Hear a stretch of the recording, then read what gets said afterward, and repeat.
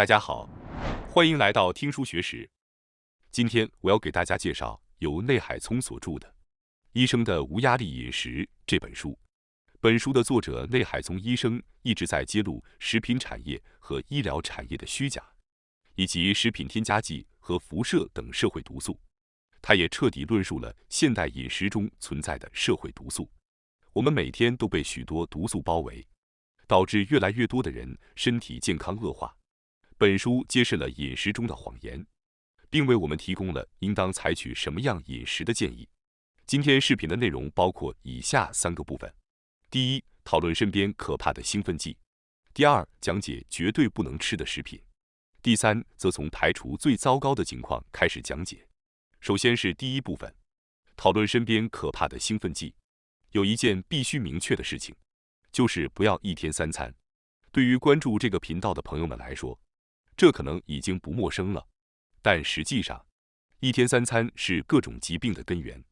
例如，日本人常见的疾病有糖尿病、中风等生活习惯病、过敏以及癌症等。作者认为，所有这些问题的根源都可以归咎于吃得过多。虽然大家都知道吃得过多对身体有害，这里就不再详细解释1天3餐的害处了。但总之，首先必须明确的是，讨论应从停止1天3餐开始。在明确了这一大前提之后，首先需要强调的是，身边最可怕的食物就是所有的糖。糖是最糟糕的东西之一，砂糖是这个世界上历史最悠久的兴奋剂，它对身体的危害如此之大，请务必深刻认识到这一点。糖分作用于大脑的多巴胺奖励系统，给人带来幸福感。在大脑沉浸于幸福感的同时，多巴胺和肾上腺素等掌管思考力和行动力的重要神经传递物质的功能就会被麻痹。这样一来，人们可能会变得无法正常思考或行动，极易陷入抑郁状态。或相反，攻击性增强。您是否曾在吃完甜点或喝了酒后吃拉面时有类似的体验？实际上，许多日本人都陷入了糖分摄取过量的问题。虽然糖分常让人联想到砂糖，但糖分的来源不仅限于此。除了砂糖和异性化糖，还包括白米、小麦粉等精制谷物。这些食物的营养价值很低。米和麦的外层含有蛋白质、维生素和矿物质，但去除这些外层后的白米饭、意大利面、拉面、乌冬等小麦加工产品，实际上是营养素被去除后的糖质残渣。因此，白米饭、意大利面等碳水化合物对身体的危害与砂糖相同。有人可能会问，糖分不就是人类能量的基础吗？糖分有什么问题呢？虽然根茎类植物等植物性食物中也含有糖分，但日本人通常会吃根茎类、块茎类和米饭，因此容易陷入糖分摄取过量的环境。此外，虽然糖分作为能量对大脑和肌肉活动是必要的，但它必须在体内分解后才会变成糖。如果糖分迅速升高血糖水平，比如白砂糖中的直接糖，对身体极其有害。至于脑袋只能通过糖分工作，这在营养学上也是不准确的。白米等精致食品不好的原因也在于此。碳水化合物和甜食中的糖分容易带来饱腹感，并且糖分和食品添加剂往往具有很高的成瘾性，所以一旦开始吃，就难以停止。这也是为什么有人在喝酒后会想吃拉面的原因。糖分中的直接糖会迅速提升血糖水平，对身体造成极大的危害。虽然有些人会说黑糖对身体有益，而不是白砂糖，但实际上所有的糖对身体的危害都是一样的。黑糖、甜菜糖、蜂蜜和枫糖浆等糖类仅有少量矿物质或维生素的区别，直接糖的恐怖性没有变化。人类的身体本来并不适合直接摄取糖分，我们的身体并不是以这种方式设计的。像砂糖这样的直接糖容易破坏细胞，使人更容易感染病毒和细菌，也会导致所谓的湿疹、过敏、代谢综合症的主要原因，并且容易引发癌症。精神上也会使人变得疯狂，几乎没有任何好处。虽然有些人可能认为砂糖不好，但由蔬菜或水果中提取的果糖对身体更温和。这种看法也是一个很大的误区。果糖在蜂蜜、浆果、甜瓜等水果中含量较高，实际上比砂糖更甜，且对身体也是有害的。在古代，人们主要从蔬菜和水果中获取果糖，因为这些食物中含有纤维、维生素、矿物质和镁等有益植物营养素，这些成分可以缓解果糖的负面代谢效应。纤维还能减缓糖的吸收。然而，即使是古代人，也几乎没有专门吃水果的部落，也没有完全依靠水果维持健康的古代人。现代食品和饮料中使用的果糖大多是以玉米淀粉为原料的异性化糖，这种糖被称为葡萄糖果糖液糖或果糖葡萄糖液糖。这种糖在碳酸饮料、运动饮料、无油调味品、烧烤酱、纳豆调味料、酸奶等各种加工食品中广泛使用。这些加工食品中去除了纤维，因此糖分容易被吸收，而且相比于水果中的果糖，摄入的果糖量更多，因此容易发展成代谢综合症和糖尿病。建议大家查看食品包装上的成分表，通常会看到标有葡萄糖果糖液糖的字样。如果您对这些信息感到有些害怕，也许会问，白米也有害，那是不是就不要吃米了呢？答案是，不要吃白米，取而代之的应该是玄米。玄米是白米的替代品，因为白米是经过精制，营养素被去除的糖质块。不过，选择什么样的玄米也很重要。比如，玄米在种植过程中可能会吸收放射性物质，因此来自放射性浓度高地区的玄米可能反而会损害健康。本书推荐选择自然种植或无农药的玄米。这些知识在医学界已经是常识。接下来是第二部分，绝对不应该吃的食品。首先让我列出这些食品：一、食品添加剂；二、牛奶。请先了解这些食品，知道这些东西是应该避免的。接下来我将逐一解释每一种食品。首先是第一种，食品添加剂。很多人可能已经知道食品添加剂对身体不好。然而，即使有这些知识的人，也可能会对以下事实感到震惊：我们每天摄入的添加剂有80种。在中午时分，办公室区常常可以看到，人们在12点钟时从办公楼里涌出，纷纷奔向便利店。这些人们手拿便当、沙拉、清凉饮料或减肥饮料，还有带有特保标志的茶。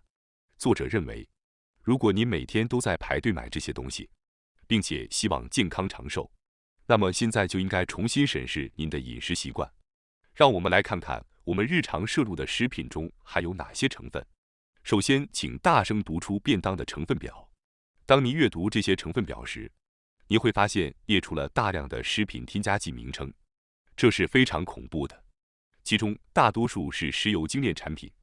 在日本使用的添加剂中，有许多在欧美国家受到种类和浓度的严格限制。一些添加剂可能具有致癌性，或在与其他化学物质结合时发生化学反应，产生致癌物质。因此，食品添加剂的有害性是难以用文字描述清楚的。例如，便当和小菜中常用的调味品之一是谷氨酸钠，也就是常说的味精。它常被用在炸鸡、炖萝卜等食物中。但谷氨酸钠会导致精神疾病、癫痫、内脏脂肪增加等问题，增加心脏病、糖尿病和代谢综合症的风险。查看成分表时，如果看到氨基酸等字样，说明里面含有谷氨酸钠，请不要购买。加工品如火腿和香肠中常用的发色基亚硝酸钠，也是一种有害物质。与防腐剂山梨酸钾一起使用时，这两者可能会产生致癌物质。此外，用于腌制菜肴，如腌黄瓜的着色剂也有很高的致癌性，并且容易引发过敏。这一点在动物实验中已有证实。接下来，我来讲解一下第二种，牛奶。许多有较高健康素养的人可能已经知道牛奶对身体不好。可能有人知道，牛奶会增加骨折率、致癌率和死亡率。牛奶被宣传为一种含有丰富钙的完全营养食品，对健康有益。这种说法可能早已被揭穿，牛奶的害处非常大。作者指出，这种牛奶健康说法起源于战后美国的占领政策。美国企图通过在日本普及面包消费来推广美国的小麦，然而面包与味噌汤不搭配，因此自然的就转向了牛奶。于是美国开始宣传牛奶作为完全营养食品，认为它对健康有益，并将牛奶引入学校的午餐。这一切都是为了产业利益和赚钱目的，以及洗脑以符合美国化的思想。牛奶被说能使骨骼变强，但实际上，牛奶不仅不会让骨骼变强，还可能使其变得脆弱。牛奶中的乳糖需要通过乳糖酶分解，但这种酶在日本人和其他亚洲人、非洲人等离乳期后不再分泌。没有这种分解酶，继续喝牛奶会导致乳糖中的钙无法被吸收，并使从其他食物中摄取的钙也被排出体外。换句话说，喝牛奶并不会增强骨骼，反而会导致钙不足，从而使骨骼变弱，还容易导致蛀牙。瑞典乌普萨拉大学对牛奶消费量与死亡率和骨折频率的研究结果显示，每天喝3杯以上牛奶的人，其死亡率是每天喝牛奶不到1杯的人的1.93倍。骨头骨折的概率高出60%，整体骨折的概率也高出15%。在美国，骨质疏松症多发被认为是牛奶摄入过多的原因，而牛奶消费较多的挪威，其骨折率竟是日本的5倍。许多科学家指出，牛奶与癌症之间存在危险关系。然而，养殖牛的牛奶中除了含有生长激素和女性激素外，还常含有抗生素和其他添加剂。牛奶会增加性激素相关癌症的风险，这在多项医学研究中都有报告。然而，许多日本医学者却竭力否认这一点，将有害的牛奶伪装成有益健康的食品并推销，是因为这样做有其利益相关者。确实有些人通过推销牛奶获得利益。听到这些信息后，可能会觉得不知道吃什么好。是的，这种情况确实存在。作者建议，不吃可能是最好的选择。在视频开始时提到过，避免每天3餐的饮食习惯不仅有助于长寿和抗衰老，还能减少血糖升高的次数，从而减少体内毒素的积累。如今，避免摄入食品添加剂、糖分过多的食品和饮料、农药、辐射污染的蔬菜水果、转基因饲料以及药物饲养的肉类鱼类，几乎是不可能的。因此，尽可能减少进食频率，以减少体内毒素的摄入，降低血糖升高的次数，并注重食物的质量而非数量是非常重要的。选择具有排毒效果高的食材和营养价值高的食材，避免使用社会毒素的食材是很重要的。有些农民和食品店不使用放射性物质和金属等高毒性的食材，选择这样农民和食品店，是对消费者意愿的体现。选择那些没有使用农药和化肥的、有些外观不完美但更健康的食材，而非表面光鲜、使用了大量农药和化肥的食材，会促使农民减少使用农药。虽然无农药和自然无添加的食品价格较高，难以日常购买，但通过每天减少一餐的方式，可以减少毒素的摄入，同时也减少了每日准备食材的数量，将3餐减少到2餐。至少能将食费减少到1.5倍。主妇们也只需做2餐，会更加轻松，朝着每天2餐的有机饮食目标前进。虽然食材采购可能存在困难，但实现2餐的目标还是有可能的。接下来是第3部分，我来解读如何从排除最坏情况开始。